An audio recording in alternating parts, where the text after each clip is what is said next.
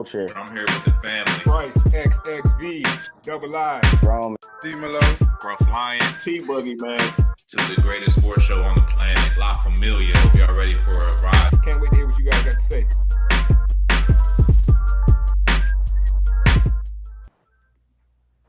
What up, man? This guys present sports for the culture. You feel me? We one day delayed, but we'll never leave y'all hanging, man. For real. 8-year anniversary. Shout out to the gang, man. 8 years doing this podcast, man. You feel me? One thing about consistency is it don't look the same every day. It don't look the same every week. You feel me? Well, we gonna hit you with that shit, bro. That's what consistency is all about, brother. But yo, let me introduce the fellas, man. Let me introduce myself. I'm Scruff Skywalker on all socials, man. Let's get it. Top left, introduce yourself. Bryce, XXV, Double I, a.k.a. Mr. Big Leaguer, a.k.a. my mama's favorite gas panelist. As always, looking forward to today's show. I know we're going to be talking a lot about that Duke choke job, so excited to hear y'all's thoughts on this. Word up, man. Word up. I was there in the building, man. Crazy, man. Crazy. Probably the best sports experience I've ever experienced in my life, bro. But I'm excited to talk about it. Bottom center. Hey, T-Buggy, man. I remember when this thing started, man. I remember we was doing the test shows, the practice shows. You know what I'm saying? Like, it's been a long time. I'm glad to be here. Proud to be here, man. It's been a ball with you boys. But it's still wash your hands and wash your ass.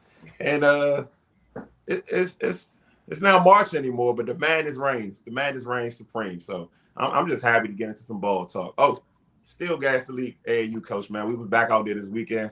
Lost the game before the chip, but we back, man. We back. We promising, and we back. Bet. Yeah, man.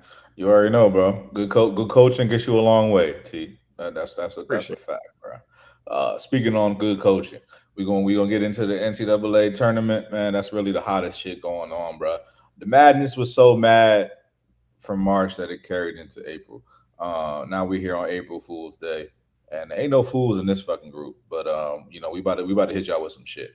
So yeah, let's get it in, man. UConn Duke game. Honestly, bro, like let's talk about it. It was probably one of the most iconic finishes in college basketball history in my lifetime. You know what I'm saying? I'm born in 1990. You feel me? Christian Laettner was 1992.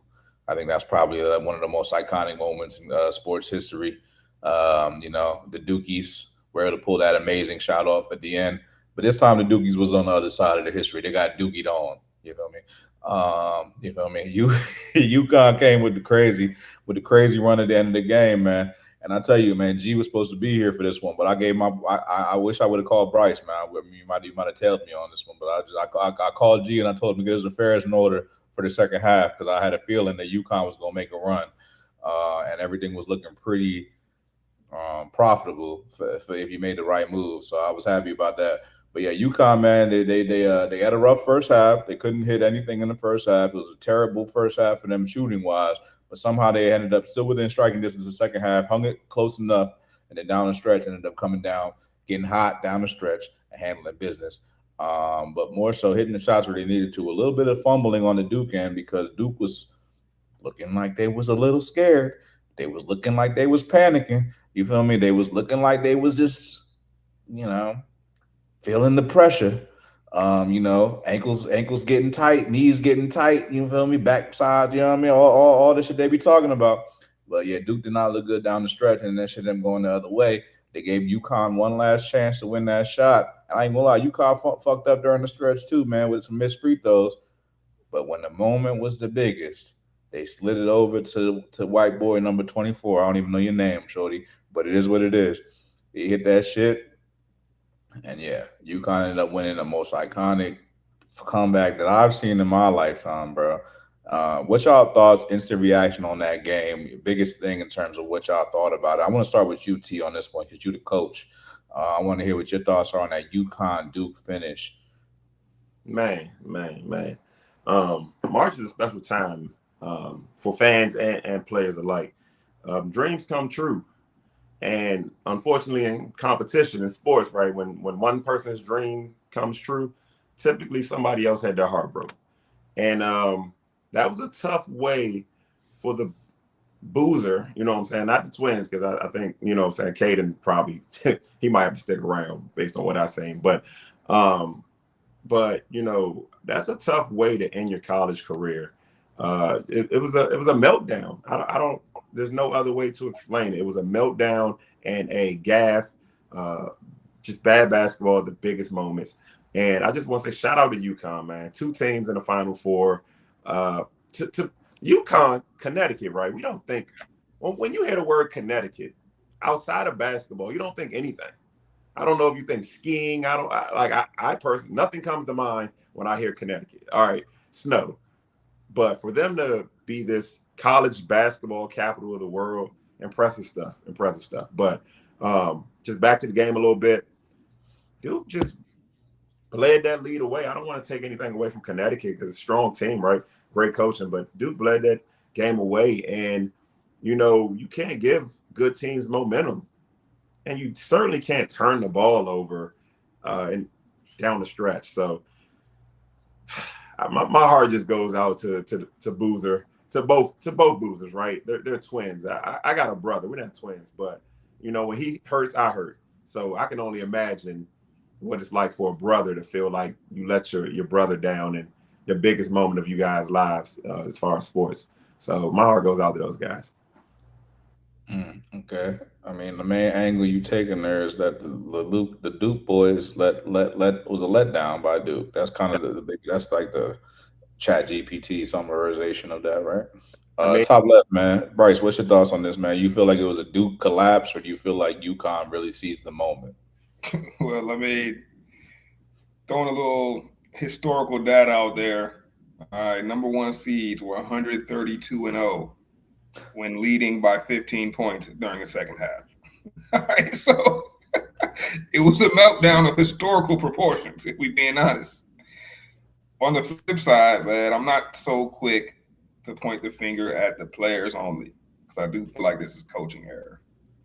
I feel like you up 2 with 10 seconds to go and you inbounding the ball. That's a W. That's a W, bro. I don't care if I'm playing basketball, coaching basketball, or watching my favorite team play basketball. All right. If we're up to 10 seconds to go and inbounding the ball, I am already counting this as a win. And anything that goes wrong is a complete failure. So let's just take away the fact that they had the lead. You know what I'm saying? You was up 2, bro. There's no way you should lose that game if you inbound the ball. Now it's different if they get inbounding the ball with 10 seconds left. Anything can happen. But if you to let that happen, bro, that's coaching malpractice, in my opinion. The team should have been better prepared for the situation. You know the trap is coming. You know the double is coming. Why don't you have a better scheme to get out of that? I just don't get it, man. 10 seconds. College rule is 10 seconds, right? The 10-second in the backcourt is a turnover, right?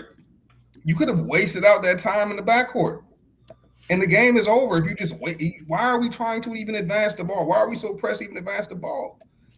Like, and the fact that I saw John Shire showing his team video of what to do.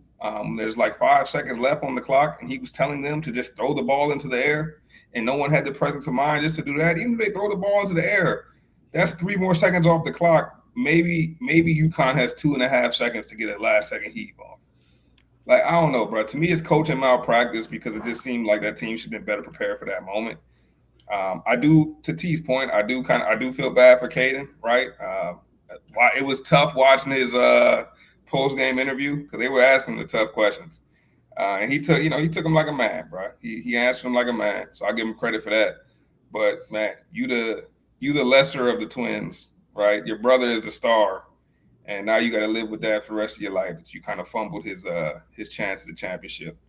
So it's unfortunate, but they really should never been in that situation. I think with the right coaching, they wouldn't have been. So I'm pointing the finger at John Shire for this one. All right. Well, y'all talk about coaching, so I'm gonna hit y'all with a quick question there. You know, John Shire is obviously the the predecessor to the great Coach K. If Duke was being coached by Coach K, does Duke win that game? Bryce? Come on, bro. No question. All right. Coach K wouldn't even had the ball in Caden Boozer's hand right there. That would have never happened with Coach K, bro. Yeah, bro. Like, I just don't see how it gets to that. I just don't see how it gets to that, man. It felt kind of fluke. And then I also gotta throw this out there, man. I'm starting to hate. I'm starting to hate Hurley. I know we're gonna talk about this down the line, but We're gonna talk about it. consider me a Hurley hater, bro. He should have got the tech called on. But yeah, Coach K wins that game for sure. I hear you. We're gonna talk about Hurley. Don't trip. We're gonna answer this Coach K question, and we're gonna pivot over to Hurley. T, what's your thoughts on this? You think Coach K would have won that game? Yeah, I mean that's not even the last second game of Coach K's coaching. I think he manages that lead better. And I thought this would be the year John Shire got over the hump. Honestly, I thought this would be the year he at least got to the chip. I actually thought he could win it, but I just kind of just assumed like, bro, you got a former Duke player's kid, and you got twins. That like I don't know if that's ever happened before. I just thought he'd get there. So yeah, no, Shire, that close games. I talked about this a little bit before pre-show. I truly believe close games come down to who's the better coach, whose team is prepared the best, who's like during the season and in that moment. And clearly, if you're rattled and you're flustered with a lead, you weren't prepared. You weren't prepared. You turned the ball over with a lead. You gave the ball away in a situation where you didn't have to do anything. You didn't have to shoot, pass, dribble. I mean, hell, a tie-up, maybe the ball possession goes the other way, but at least you would play defense. You turn the ball over and no one played defense. Everyone stopped and looked. The Duke players turned into fans immediately. And yeah, so you lose that game. Tough. But Yeah, part of that's on Shire. yeah, it's definitely on Shire, man. I think there's a big difference here. I want to illustrate the difference quickly between Coach Shire and Coach Hurley. What we seeing with Shire, man, it's a difference between changing a culture, creating a culture, and trying to uphold the culture. You know what I mean? And I feel like that's the difference a little bit between what I see with Hurley and what I see with Shire. To me, Shire inherited a culture that was great, and he's trying to basically maintain the culture, man. And I'll quote a book, man. 48 Laws of Power, man. One of the laws is you don't follow somebody that's already basically you don't seek to replace somebody that's already been a legend, more or less. You know what I'm saying? Like, you know what I mean? Like, it's not a good look.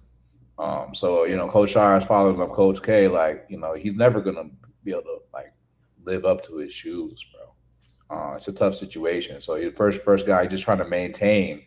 And one thing with coaching is, T, and you probably can understand this, bro. It comes down to experience, and Shire just hasn't had those experiences yet. Now, like when the opportunity comes again, I'm sure he'll be a little bit more experienced. But I do think between the coaching matchup between these two teams, like Dan Hurley is the better coach. He is the more experienced coach between these two guys, right? And I want to speak to Dan Hurley a little bit. I do think that he has actually created quite a culture there at UConn, man. You know what I mean? And not to say UConn hasn't been a winning basketball program, but they weren't directly a winning program right before he got there. I mean, I say they weren't a winning program. I'll take that back.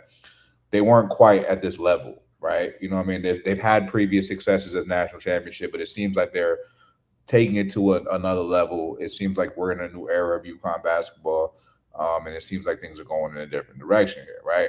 So now Dan Hurley, man, hell of a coach, bro. I mean, obviously it was controversial, the way he ended the game.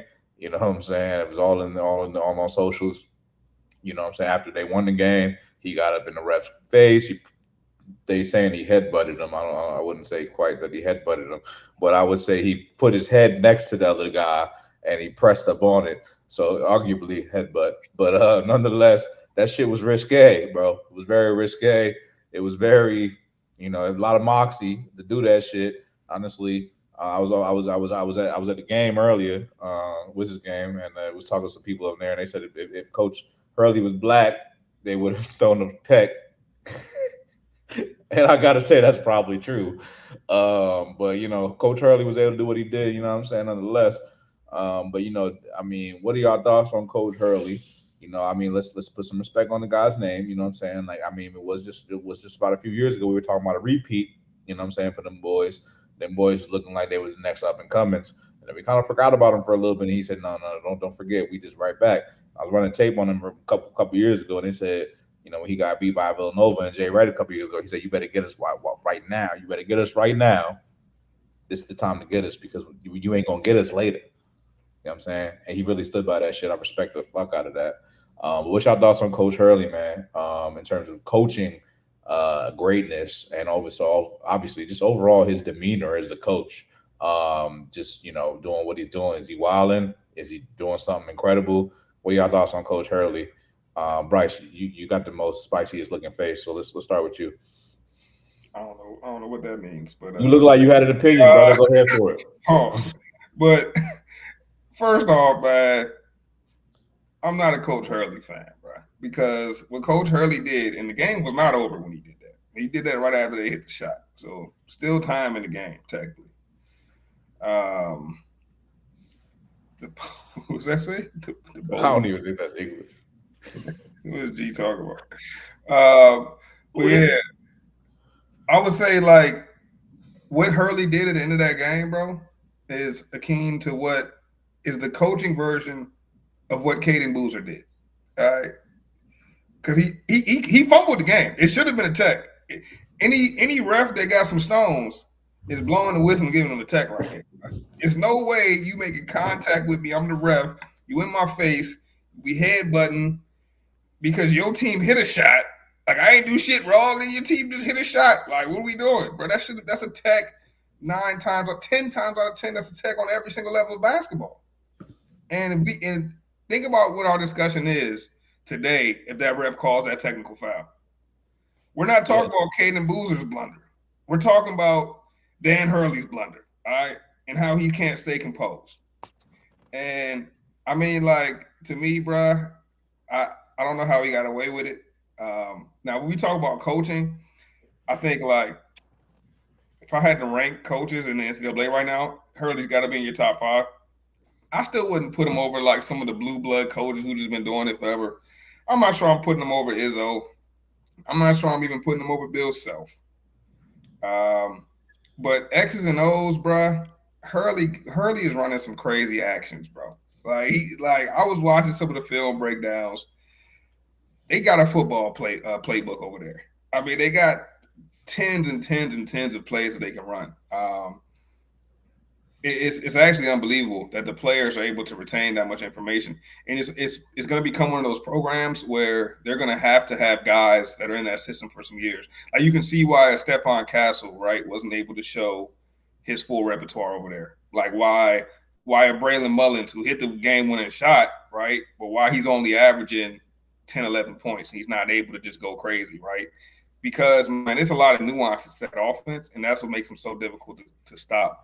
I think Hurley has established himself as, you could argue the best coach in college basketball right now.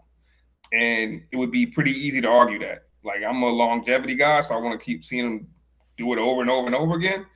But the other side of Hurley, which could end up being the side that ruins Hurley, is he cannot control himself. He cannot control his emotions.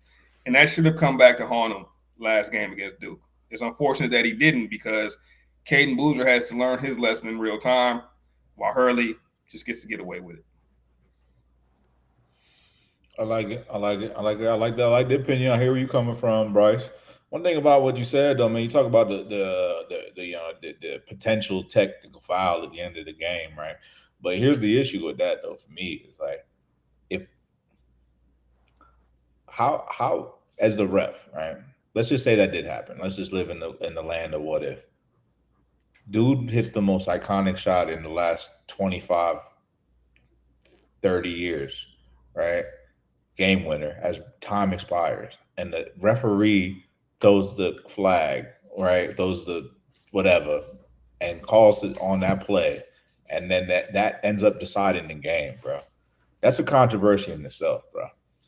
Because you just basically just wiped the most iconic moment of history of sports history right there. You're deciding the game, And then you know what the conversation is? Oh, the refs done fucked the game up. They done fixed the game. So and so done made the call. You know what I'm saying? You know that bullshit. We ain't gonna get into any specifics. Not in that situation. Not in that. If Dan Hurley's yelling on the sideline and they call tech, then that's one thing. But what he did is inexcusable, bro. That's you can't tell your players to be respectful and then do shit like that. Like now, what can you say to your players now? You know what I'm saying? Like, to me, I get what you're saying and how people may have framed it, but I think the public's smart enough to realize when someone's out of line, and Dan Hurley was clearly out of line right there, and that should have been called, bro. And there's no level of basketball, in my opinion, where that shouldn't be called. And there's no shot that's so big that it's bigger than the game and the rules. Like, you can't do that to a ref. And he should have been called for that, bro. Who knows? Maybe Duke still misses one free throw and it goes to OT, but shit should have been called, dog. T, what's your thoughts, man? You coach, man. What's your thoughts on Coach Hurley in this whole situation? Hurley, so let me just start by saying, Bryce is right. Hurley should have got the tech, right? I don't care if it wipes out an epic shot. I don't care if it erases history, because it also creates history. And Bryce is right. A coach should lead by example. Should. But at the same time, he's better than Bill Self. He's better than Hubert Davis. And, bro, I am a huge Tom Izzo guy. Tom Izzo gets a lot of guys to the league. He's better than Tom Izzo. I'm going to tell you why. At the college level, we have 3 archetype coaches. We have the recruiter, the X's and O's guy, and the motivator. Hurley is all 3. He's literally all 3, bruh. Whatever you need, he can give you X's and O's. He's going to give you motivation, and he's going to recruit guys that can play the game. Even if it's not a 5-star guy, he can develop talent. Like, I can't take nothing away from him. That's the type of coach that gets the most out of a player, because you're probably going to hate him in practice. You're probably going to hate him outside of practice. But in the game, you know that guy's going to run through a wall with you. You know what I'm saying? He's not asking you to do something he wouldn't do himself, right? If he wants you to stand in front of a 250-pound guy that's 6'9" and take a charge, you know that he's crazy enough that he would do it too. And that goes a long way. And that type of demeanor and attitude and fire is why, with 2 seconds left, Bryce, you said it, the game's over. The game's over. 2 seconds left. The game is, by all, if we had an algorithm with a percentage, I'm pretty sure it's at 95, 96, 97, 98% until that turnover. But that team did not quit. That team, nobody gave up. Nobody gave up. And that speaks to coaching, bro. Speaks to coaching. So I'm not a prisoner of the moment. I'm not a prisoner of the past. I believe what my eyes tell me. I believe what my heart tells me. That guy can coach his ass off, man. That guy can coach his ass off. But also, he should have got the tech, because you can't set the precedent where coaches can touch referees. I mean, and not only did he touch them, it's literally helmet-to-helmet contact. You know what I'm saying? That's a flag in football. That's a flag every sport, bro. Like, you got to check them up for that, and I'm sorry, but you get a flagrant for fouling the guy in the head. You headbutted a ref. Bro, you got the shoulder off the blazer, like almost like a zombie. Like, you're not even in your right mind.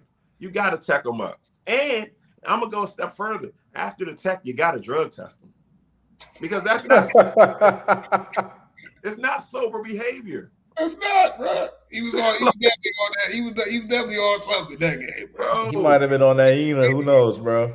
He went crazy, bro. And the fact that he gets away with that is just like, hey, man, they creating a monster, all right? Bro, the 30 for 30 is going to be similar to my man that Coach Bishop Sycamore. Just trust me. Just trust me. It's going to be similar. Yeah, because if that's happening, that's only the tip of the iceberg, right? Max. And yeah, we'll see when it all comes out. But I think they're creating a monster with stuff like that. Yeah, everyone needs to be accountable because players have to be accountable for bad plays that they make, right? Like like I said, Caden Boozer has to be accountable for that nut ass shit he did at the end of the game. So Dan Hurley got to be accountable too. And I think the ref dropped the ball there. The ref may have thought the game was over, but there was still time left in that game after they hit that shot. He should have been teed up, bro. Bro, just as a man, like on a human level, that man emasculated you right then and there on that spot, bro.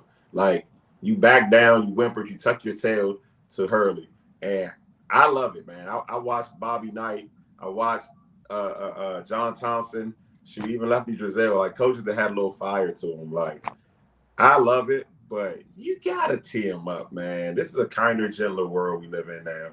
We can't allow that. And those like even like the John Thompsons, bro, like, you know, they would get into it with the refs, but there was a line that couldn't be crossed, bro. Like, you know what I'm saying? Like there was that line, and clearly that line doesn't exist for Dan Hurley. AU antics. You only straight up, bro. Straight up. Yeah, man. I'm gonna quote a book, man, I read recently. It's called The Way is Superior, man. They say, you know, as a man, you should lean just past your edge. You feel me? Just past your edge, man. You know what I'm saying? You don't be too soft. You got to know your own edge. Every man got their own edge, bro. Hurley leading just past his own edge right there, bro. And I do think that there is something to it. I like it, T, personally. You know what I'm saying? I like that kind of energy, bro. I like the Jersey City motherfucker getting all up in motherfuckers' faces. I like that shit. You feel me? I like the edge. Do you like it if there's a tech call? There was. Because like then if there's a tech call, like you an asshole, bro. Like and everyone's saying like. Cool. Yeah, the shit could have went the other way. I get it. You know, whenever some shit goes and it's close to the edge, you know what I'm saying? You always gonna be like, oh man, that shit could have went the other way, but it didn't. You know what I'm saying? So at the end of the day, like I do think that moments like that are the reason why the team is fired up. That's the reason why the team is fighting to the very end. It's the reason why the team believes in themselves the way they do, because they see their coach out here being fucking nutty and doing what the fucking needs to be done. And always believing and going hard all the time, bro. That shit is contagious, bro. And I think that's part of the reason why the culture is the way it is. You know what I'm saying? They see him and they're like, yo, the thing is, you see that guy, you gonna run through a motherfucking wall for that guy, bro. Like, and that's what I see when I see Hurley. I don't play basketball no more. I don't play competitive sports no more. But I'm at the stadium watching that shit. I'm ready to run through a fucking wall for this motherfucker. I don't even play basketball. I got 2 UConn shirts I just bought for the weekend just because I said that shit was fucking fire. You know what I'm saying? Like, hey, I'm just living in the moment, bro. It's iconic moment. Iconic motherfuckers do iconic shit, bro. And that's what the fuck happened this weekend, bro. You could hate at it. You could be mad at it. But some people just fucking lean into their edge and they fucking win it. And everybody else is over here looking suspect, looking scared, looking like they don't know what to do. They got their hands in their pockets, their backsides getting stiff, and they acting like Caden Boozer. But some of us out here fucking sticking their chest out and living in the motherfucking moment. And that's what the fuck Hurley did, man. So, yeah. That's my thoughts on Hurley. I think he's building something special over there, and I think they better watch out. With that being said, they did advance, right? You did mention Izzo. I'm not gonna like rebuttal you, but I will say that he beat Izzo. You know what I'm saying? He outcoached Izzo just the last game, and then he just outcoached Duke. You know, it's not Coach K, but it's the predecessor. You know, my boy, the iconic meme, though. My boy was out there on the sideline looking real shook. You know what I'm saying? He was out there looking, can't believe it. But anyway, moving on. The other game.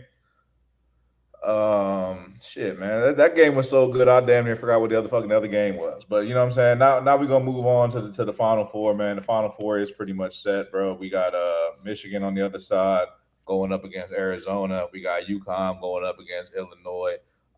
Arizona handled their business. Michigan handled their business. 2 number 1 seeds. You got them going head to head. The winner of them's gonna go head to head against the winner of Illinois versus UConn.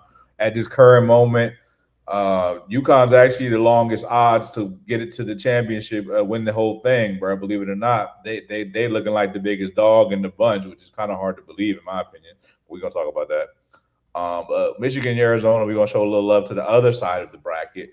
Who y'all got in that Michigan Arizona game? Who y'all see winning that, facing up against the other side? Michigan. They haven't even had a close game yet. Like they haven't even played a tough one.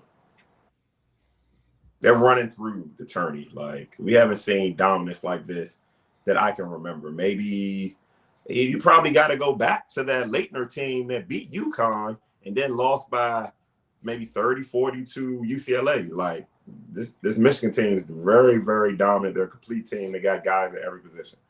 Like Michigan. Bryce? Yeah, I disagree. I got Arizona, man. I think equally complete team. I just like the bigs for Arizona, bro. I like the big Lithuanian. He going crazy.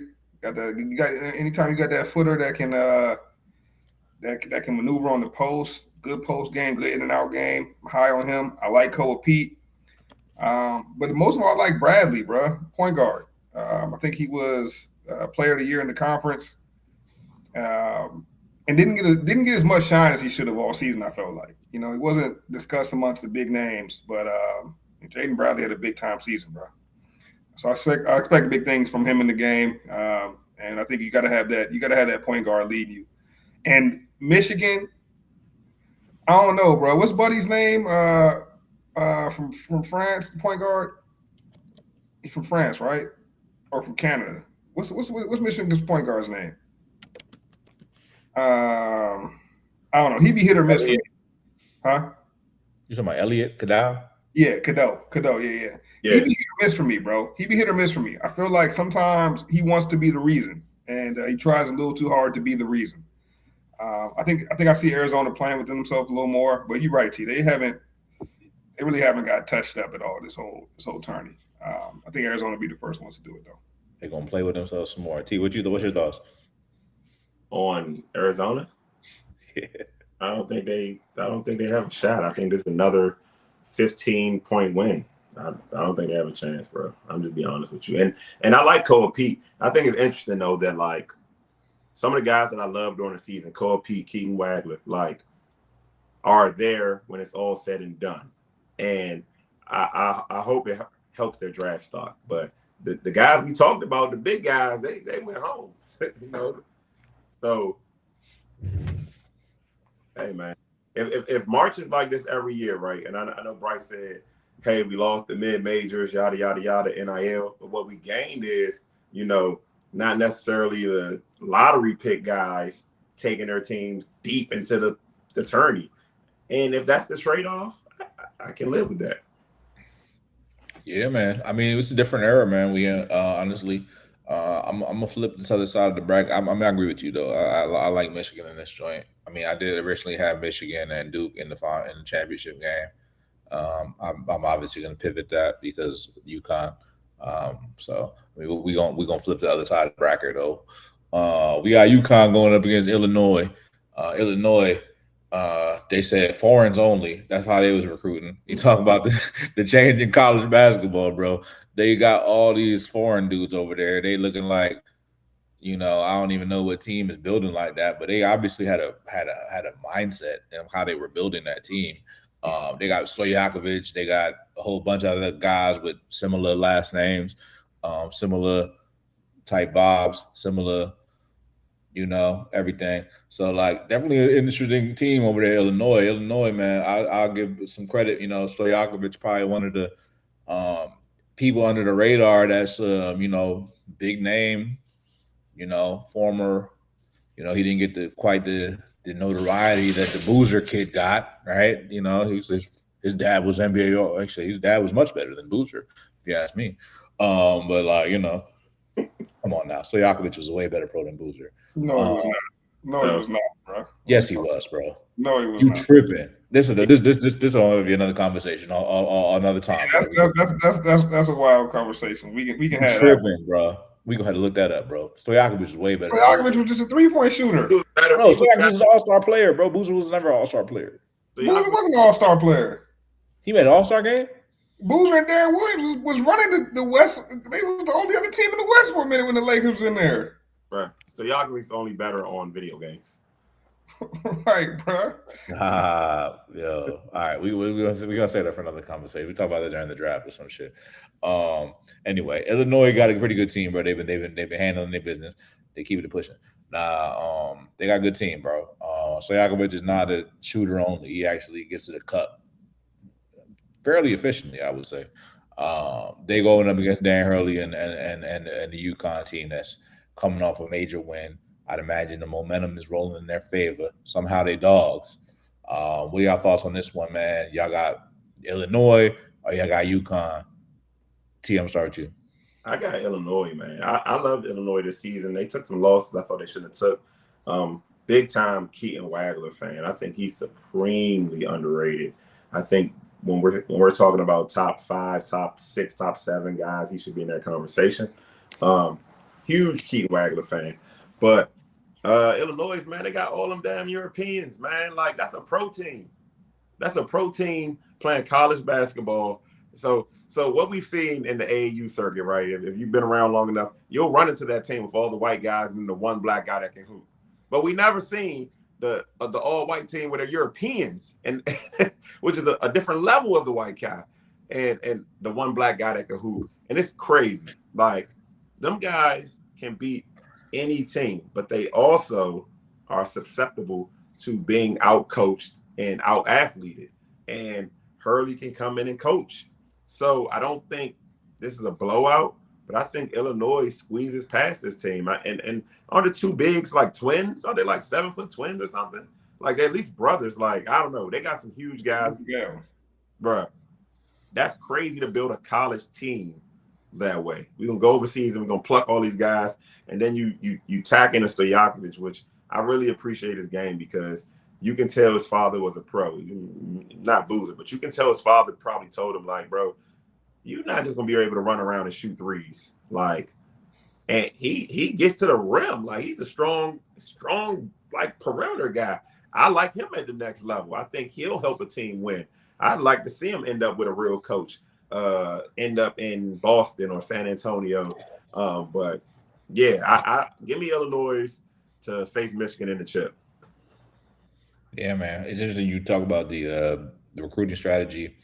I'm gonna throw it to Bryce in a second, but we talk about the recruiting strategy. We talk about the change in the way that the landscape of the college game has been. Illinois moving a lot like a pro program out here. Scooping guys internationally. You know what I'm saying? That's one way to do it. It kind of alludes to Bryce's point from several years ago at this point now, where he said that college basketball will never be the same with NIL, and I guess it's not. Bryce, man, what's your thoughts on the the Illinois and UConn matchup? Yeah, nah, you're right. I said college basketball would never be the same. That was before NIL even hit. I could just see where that shit was going, man. But it's interesting, right? Because I think Illinois is catching a lot of flack for like their team building, right? Like T said, a whole bunch of Euros and a couple brothers, but on the flip side, I mean, Michigan damn near doing the same thing. If you look at Michigan's team, nobody on that team started in Michigan. Look at their top 5. If you look at the top 5 and it just showed you the school these people started at, you wouldn't even know it was Michigan. Because I don't even think maybe one player even started in Michigan. So it's like the game is rigged right now. But as far as Illinois goes, man, Keaton Wagler is who I thought A-Cuff would be in this tournament, right? I thought there was a potential for one player to really put his team on his back and carry him there. And Wagler's showing that he can do that. Don't get me wrong. He's got a hella supporting cast with the Euros around him. But, man, when you see Wagler be able to perform, especially after the game against, Houston, where he was cold in the first half and then just picked it up in the second, like, it's like, damn, bro, like, you cold, but you still affecting the game so much because you draw so much attention. That's impressive, man. I'm excited to see him at the next level. I want to know how much he's going to translate. I know he gets a lot of Halliburton comparisons, but I'm excited to see how much his game translates to the next level because I'm still not completely sold on him as an NBA prospect. As far as just like who wins the game outright between Illinois and UConn, damn, bro, hard to go against UConn right now, bro. They got the momentum. They got the. I want to see them get their ass kicked because, like I told you, I'm officially a Hurley hater, man. But I probably lean UConn because I just can't see them losing to a team that really has a singular engine, right? I feel like to beat UConn, you're gonna have to be one of those teams where the sum of the parts is better than the team itself. And I don't see that from Illinois. I still think they need too much from Wagler to be able to get a win over UConn. I think Hurley's a good enough coach to be able to neutralize Wagler. So we'll see how it unfolds. But I'm leaning UConn right now. All right, fair enough, man. We're gonna keep it real quick though. Basically, I mean, we basically advanced into the next round. We're not gonna be back here until Tuesday. The national championship's gonna be on Monday. So I'm gonna ask y'all just straight up. We don't know who's gonna be in the chip, but we know who's in the final four, right? So who y'all got winning the chip, man? When we come here on Tuesday, who's gonna be vindicated in picking the right champion? We got 4 teams on the board: Illinois, UConn, Michigan, and Arizona. Who is the national championship when we arrive here on Tuesday on the pod? Bryce. I got Arizona, man. I think it's one of those number one seeds. Though. It's either Arizona or Michigan. I truly believe that. I just think top to bottom, Arizona has the best constructed team right now. So I'll go with them. T. I'd like to see Illinois take it. You don't see Illinois at this level too often. I can't even think of too many like super elite Illinois guys. You know what I'm saying? B. Brown comes to mind. So I'd like to see Illinois take it, but I think Michigan, man. I don't see anybody getting past Michigan. I think it's just too much. I like it, man. We all got different picks. Darren Williams was a dog over there. I'm about to say Darren Williams probably the best pro, but we all know D. Brown was that guy at Illinois. Shout out to my guy Will Riley too. He's gonna be one of the Illinois greats when it's all said and done. Tanker. Yeah, I got UConn. I got UConn. We all got somebody different. I got UConn, bro. Because you know what? You bought the T-shirt, man. You can't. Yeah, I was gonna pull a G and run over there, but I want to do the whole outfit switch shit, and I ain't trying to leave y'all. I'm the host. If I leave the shit unattended, that's a technical foul. What does the T-shirt say? Hold up, man. Go ahead. It says UConn's #1 fan. I say that to say that you can also use it for the women's. Right. You could just be a diehard Aaliyah Edwards fan or something. Yeah, you know, Gino Oriema shirt. Oh, you went all in. Okay. Hey, you a different kind of guy, Scruff. You a different kind of guy, bro. Because it would have took a lot East regional champions, man. Fuck you talking about? Hey, bro. They converted my man. You used to be a Villanova. You was a Villanova fan when I met you. Hey, man. Does that go in the same drawer as like the Rutgers shirts? I don't got any Rutgers shirts. You got no Rutgers shirts? Them shits don't fit me no more, bro. I ain't in college. Yeah, bro. I got some great hats. I got 2 fire-ass Rutgers hats. I'm going to tell you what, man. My biggest thing is, bro, I experienced these amazing moments, bro. Shout out to my life. Shout out to my profession. Shout out to the people that make the experiences dope. Shout out Capital One Arena, man. This shit's fucking fire, bro. I live a great life. So I like to remember moments. I like to live moments. I like to experience life. And I like to remember life. So every time I wear that shirt, I'll be reminded about the most iconic moment in college sports within my lifetime that I got to witness. So that's how I live life. I didn't know, man. That just lets me know when my Wiz, take home the championship at Capital One. Scruff will have on a Wizards final shirt. I'm gonna love that. Hey. If y'all could pull that off, man, fuck around, I might. You know what I'm saying? Like, but I don't know if that's ever gonna happen. Okay, so last I seen, they was just getting pounced by 35 points plus by the Sixers with most of our best players.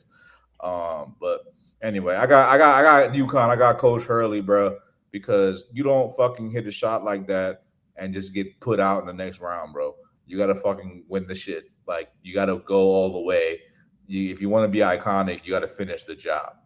Did that shirt you bought it that same night? Yeah, they were selling them right there. So that shirt was like 2 seconds away from being in Africa. But it wasn't. It wasn't though. It wasn't. I just think that's crazy. So hey. Hey man, you know the kids in Hold Africa. on, I got a question. Would you have bought a Duke shirt if they won? Would you just with whoever wins this night of buying their shirt? Like, No. You know why? Because if Duke right. would have won, it would have been a regular win. But when UConn won, it was iconic. It was memorable. It was once in a lifetime. To me, the reason I bought it was because it's a commemorative of a once in a lifetime moment and a special memory. That's why I bought it. If they win the championship, will you buy the commemorative coin that they be selling out? That they be selling on the infomercials. That's all I want to know. Nah, man, it's different. It's different when you at the. All right. It's different when you at the arena. You're leaving. You see the shirt vendor, and you say, "Shit, man." Bro, you know what I mean? I'm just fucking with you. It is what it is. But you know what, man? You know what? Fuck it, man. You know what I'm saying? I support Dan Hurley. You know what I'm saying? Former. You want to try to bring my college roots into it? I'll bring my roots into it for you, for motherfucker. You know Dan Hurley was assistant coach at Rutgers, right? Did you know that? Did you know that? He got fired actually. He was the assistant coach at Rutgers before we got there, Bryce. And he was a head coach at St. Anthony's and St. Benedict's Prep, bro. So like, you know what I'm saying? I got enough reason to support him. Shout out Jersey, man. Shout out to the real ones out here pushing the envelope, man. Shout out Dan Hurley and fuck the critics, man. You already know that shit, Bryce. Hey, you know what, Scruff? You know, as much as I'm joking about the shirt, I respect it because, like, when we do talk sports, right, we do talk iconic moments. And for a guy to say I was there, okay, but you also have the shirt to represent you were really there. I think that's kind of cool. I don't have anything like that in my collection, so I think that's the type of shit I'll be on. Like I'll even double up on that shit. Like I'm wearing this shirt right here. This is the Drake J. Cole joint. You know what I'm saying? Obviously, we already know, like, you know, J. Cole got smashed on the beef, you know what I'm saying? Drake got smashed on the beef too. But like I was at the concert in New Orleans, man, that shit was fire. So I got me a t-shirt, bro. That's how I be living.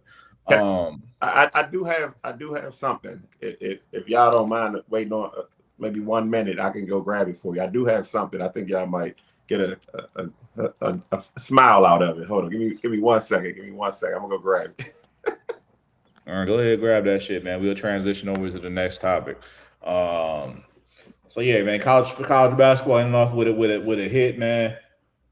I know you're not really going to talk the women's tournament too much, man, but I do want to shout out to the women's tournament real quick, man. It's going to be a real good matchup this weekend, bro. Shout out Hannah Hidalgo, though. That's, you know, since we out here shouting out people, I'm gonna shout out Hannah Hidalgo, Jersey. Honestly, the best guard in the nation on the women's side, in my opinion. Best point guard, I'll say.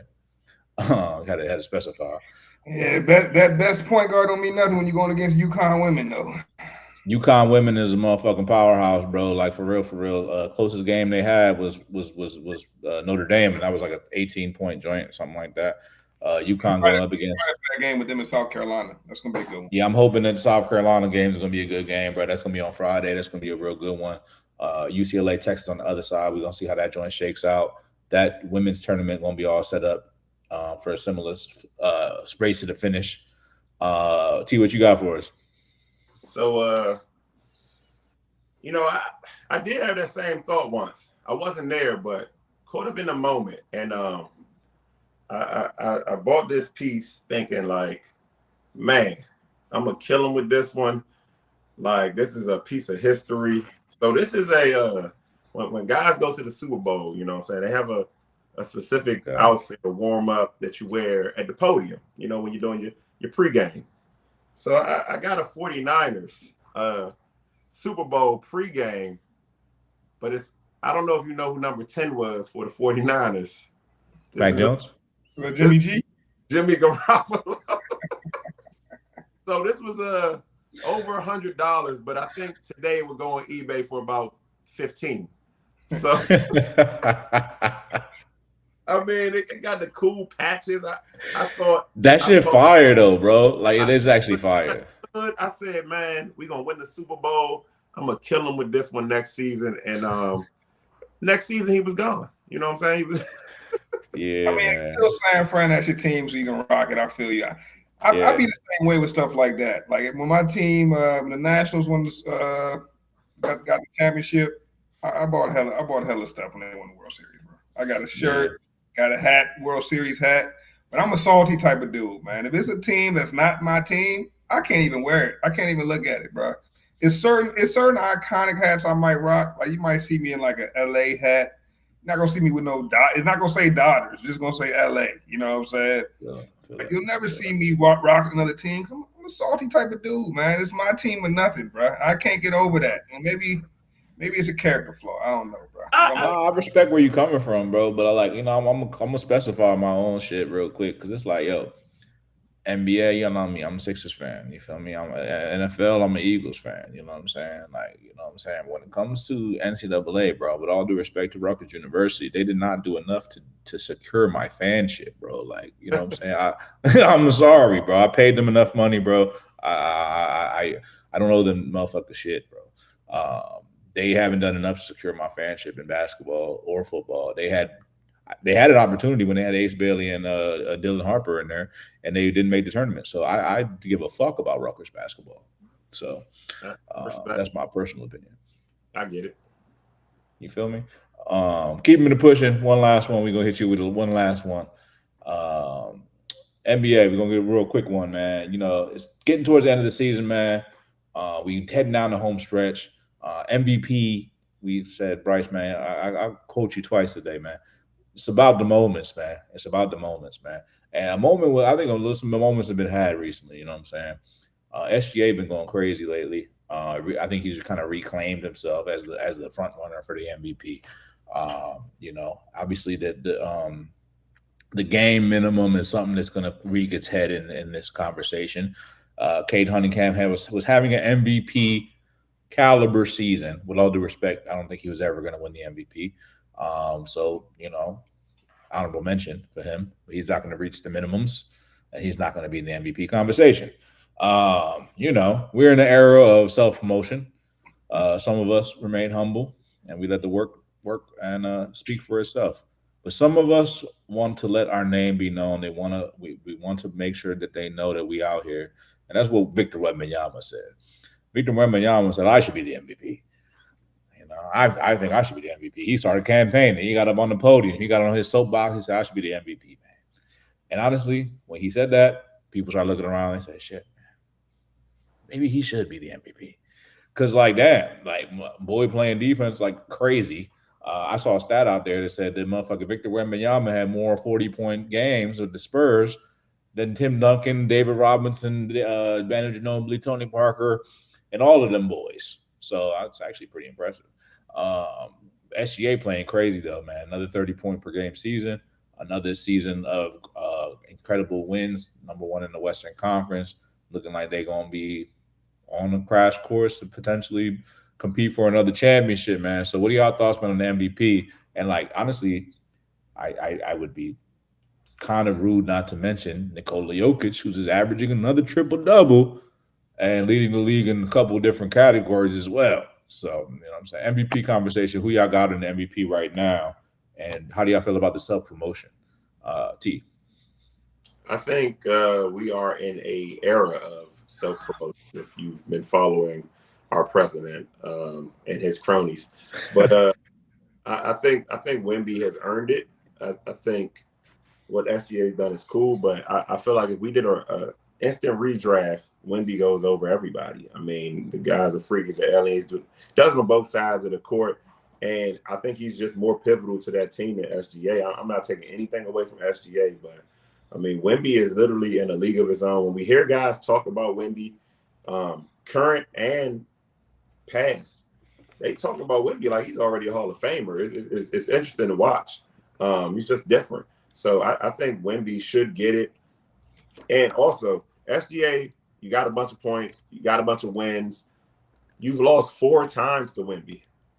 I think you played 5 games. I think Wemby Spurs beat you 4 times. So, like, head-to-head, we know who's better. We know the team is better head-to-head. And if this is a regular season award, the Spurs arguably have the most valuable player in the league. Like, SGA might be the better scorer, but Wemby's the most valuable player in the league.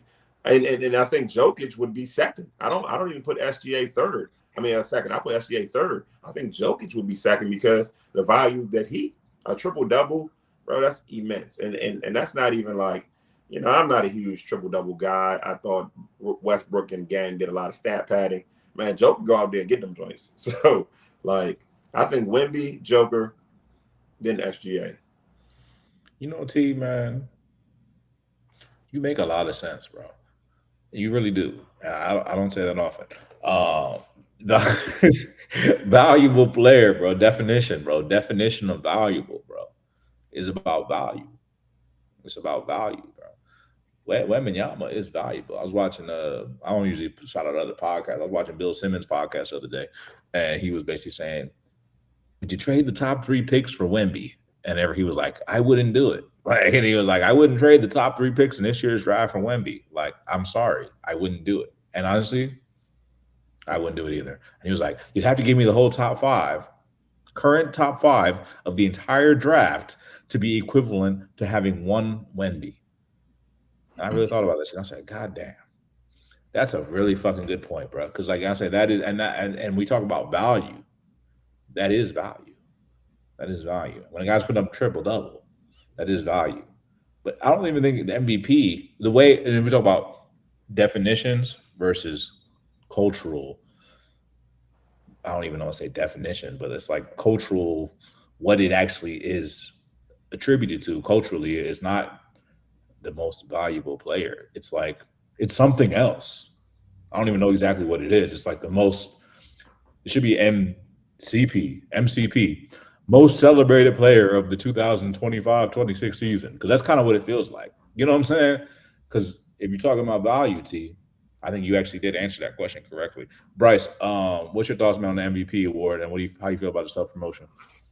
Yeah, thoughts on the MVP award. I think we opening up an interesting can of worms right here, right? Because, I mean, I'm from an era where it was a well-defined process of deciding an MVP.